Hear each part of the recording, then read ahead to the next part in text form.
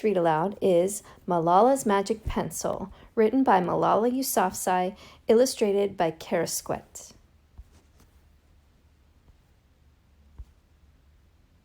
Malala's Magic Pencil, published by Little Brown and Company, New York and Boston. Do you believe in magic? When I was younger, I used to watch a TV show about a boy who had a magic pencil. If he was hungry, he drew a bowl of curry, and it appeared. If he and his friends were in danger, he drew a police officer. The boy was a little hero, always protecting people who needed help. How I wanted a magic pencil too.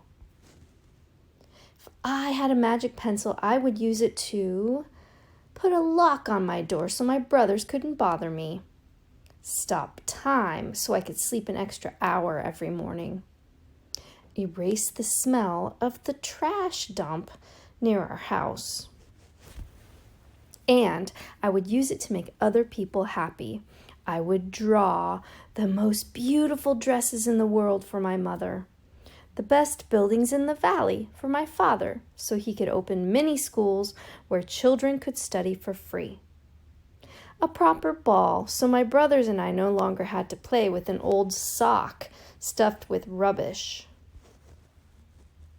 Every night before I went to bed, I wished for a magic pencil of my own. And every morning I would wake up and check my cupboard. But the magic pencil was never there. One day I was throwing away potato peels and eggshells at the dump. I was wrinkling my nose, swatting away flies, and making sure I didn't step on anything dirty in my nice shoes, when I saw a girl about my age sorting trash into piles. Nearby, boys were fishing for metal scraps using magnets on strings. When my father returned home from work, I told him what I'd seen. It made him sad. "Abba?" I said. "Yes, Johnny," he said back. I always liked when he called me dear one. "Why haven't I seen that girl in my class?"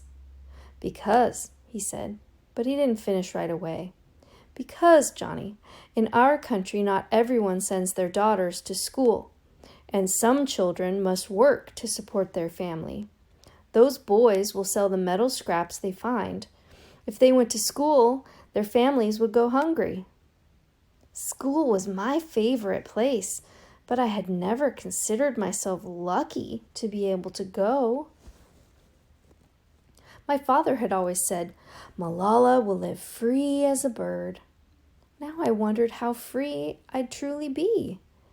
That night I thought about families who didn't have enough food, and the girl who couldn't go to school, and even about how when I was older I would be expected to cook and clean for my brothers, because where I came from, many girls weren't allowed to become what they dreamed of. I knew then that if I had a magic pencil, I would use it to draw a better world, a peaceful world. First, I would erase war, poverty, and hunger.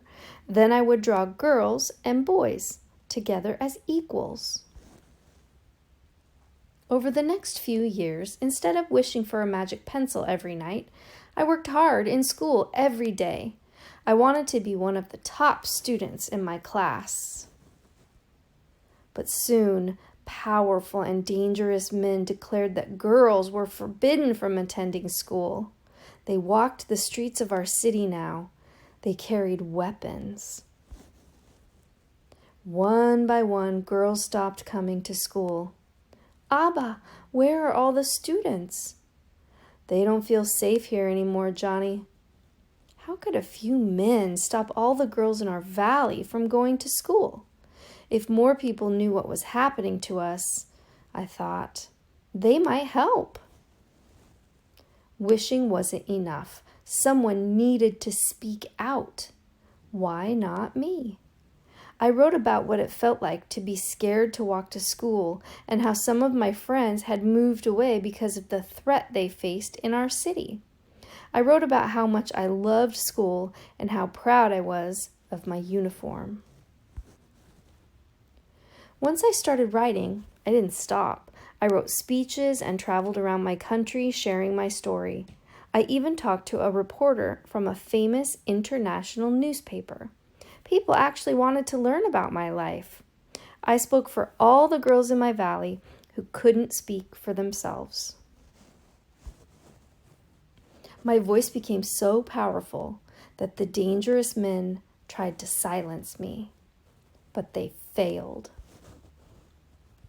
And now my voice is louder than ever, louder because people have joined me, and together we make a chorus, standing up for what we believe. We raise our voices for those in need, help people in danger, even if they are an ocean away, and think of the world as a family. Do you still believe in magic? I do. I wrote alone in my room, but people all over the world were reading my story. Millions now know it and help me spread my message of hope. I had at last found the magic I was looking for, in my words and in my work. I am Malala. I have always wished I could make the world a more peaceful place. And every day I work to make my wish come true. One child, one teacher, one book, and one pen can change the world. Dear friend, as a child, I used to watch a TV show called Shakalaka Boom Boom. It was about a boy named Sanju who would make anything real by drawing it with a magic pencil he found. Sanju and his friends were always getting into trouble, and the magic pencil would help them get out of it. But my early childhood was mostly trouble-free. I grew up in the beautiful Swat Valley in northwest Pakistan, the sister of two cheeky little brothers and the only daughter of a resilient mother and inspiring father who was a school principal. Trouble came to my valley when I was 10 years old, and girls were forbidden from going to school. At first I thought, what can I do? I'm just a child. As I watched my father speak out for girls' education, I realized that I had a voice too, and I wanted to use it. I believed then, as I believe now, that all children should have access to education. When we are young, we feel powerless. We rely on adults to do the serious work. However, when real danger threatened my right to go to school, I felt stronger than ever, and I found power in my own voice. Once I wished for Sanju's magic pencil. Now I know that when you find your voice, every pencil can be magic. I hope that my story inspires you to find the magic in your own life and to always speak up for what you believe in. Magic is everywhere in the world, in knowledge, beauty, love, peace. The magic is in you. In your words, in your voice. Malala.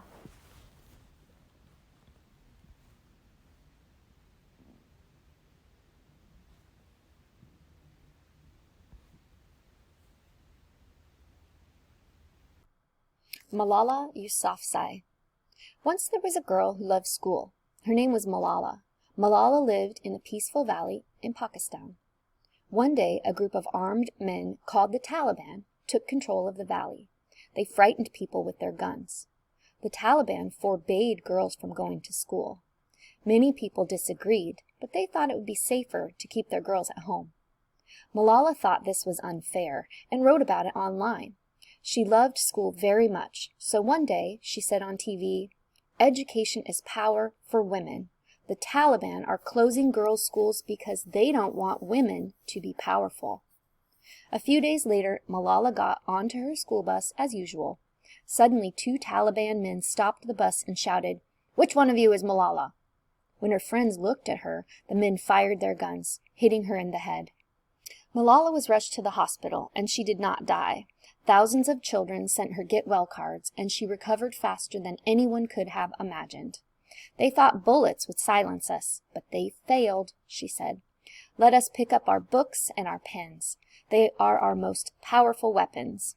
One child, one teacher, one book, and one pen can change the world." Malala is the youngest person ever to receive the Nobel Peace Prize. born July 12, 1997, Pakistan. When the world is silent, even one voice becomes powerful. Malala Yousafzai. Illustration by Sarah Bond.